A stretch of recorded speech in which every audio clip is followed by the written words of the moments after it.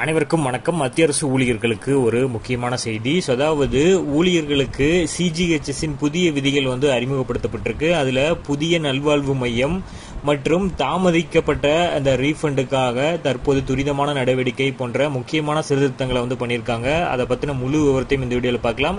So skip பண்ணாம கடைசி வரைக்கும் பாருங்க. நம்ம சேனலை சப்ஸ்கிரைப் பண்ணாதவங்க பண்ணி வச்சுங்க. நம்ம சேனல்ல சென்ட்ரல் மற்றும் ஸ்டேட் கவர்மெண்ட் சம்பந்தமான ஆல் அப்டேட்ஸ் போட்டுருவோம். அது மட்டும் இல்லாமல் பென்ஷன் சம்பந்தப்பட்ட முக்கியமான அப்டேட்ஸும் இருக்கும். ஸோ மறக்காம சப்ஸ்கிரைப் பண்ணிருங்க. வாங்க வீடியோக்குள்ள போகலாம். ஃபர்ஸ்ட் ஆஃப் ஆல் பார்த்தீங்கன்னா, மத்திய அரசு சுகாதார திட்டத்தின் கீழ் 1 கோடிக்கும் மேற்பட்ட மத்திய அரசு ஊழியர்கள் மற்றும் ஓய்வூதியதாரர்களுக்கு முக்கியமான செய்தி. அதாவது சிஜிஹெச்எஸில் விரைவில் பல பெரிய மாற்றங்கள் செய்யப்பட உள்ளன.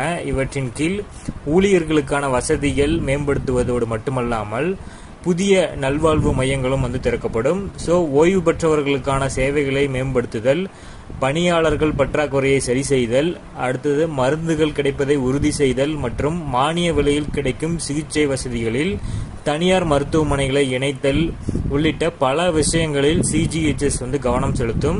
ஸோ மத்திய அமைச்சர் ஜிதேந்தர் சிங் தலைமையில் சமீபத்தில் நடைபெற்ற 34வது SCOVA அதாவது தன்னார்வ நிறுவனங்களின் நிலைக்குழு கூட்டத்தில் இந்த விஷயங்கள் பற்றி விவாதிக்கப்பட்டன.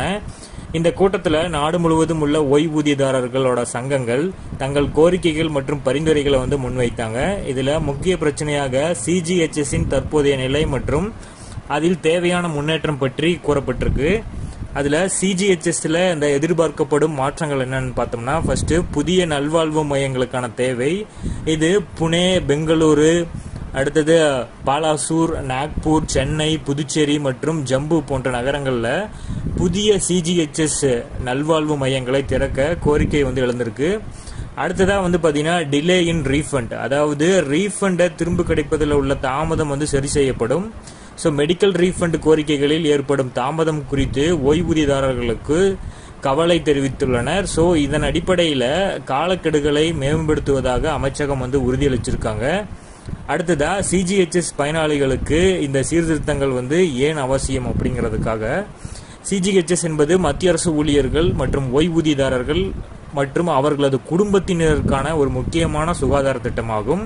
ஆனால் சமீபத்திய ஆண்டுகளில் ஊழியர் பற்றாக்குறை, மருந்து விநியோகத்தில் இடையூறு மற்றும் ரீஃபண்ட் தொகையை திருப்பி செலுத்துவதில் தாமதம் போன்ற பிரச்சனைகளால் லட்சக்கணக்கான சிஜிஹெச்எஸ் பயனாளிகளுக்கு பல பிரச்சனைகள் ஏற்படுகின்றன.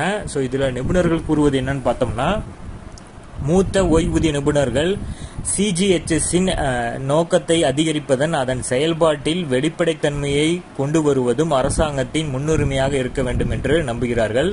குறிப்பாக வசதிகள் குறைவாக உள்ள சிறிய நகரங்களில் தனியார் மருத்துவமனைகளை சிஜிஹெச்எஸின் கீழ் இணைப்பது ஒரு பெரிய நிவாரண நடவடிக்கையாக இருக்கும். ஸோ நல்வாழ்வு மையங்களின் விரிவாக்கம், பணியாளர்களின் ஆட்சேர்ப்பு மற்றும் மருந்துகள் வழங்கல் போன்ற பிரச்சனைகளில் பணிகள் விரைவாக செயல்பட்டால், இந்த பிரச்சனைகளை நிவர்த்தி செய்வதற்கு விரைவாக செயல்பட்டால் சிஜிஹெச்எஸ் உடன் தொடர்புடைய லட்சக்கணக்கான மக்கள் பெரிய நிவாரணத்தை பெறுவார்கள். அனைவருக்கும் வணக்கம். மத்திய அரசு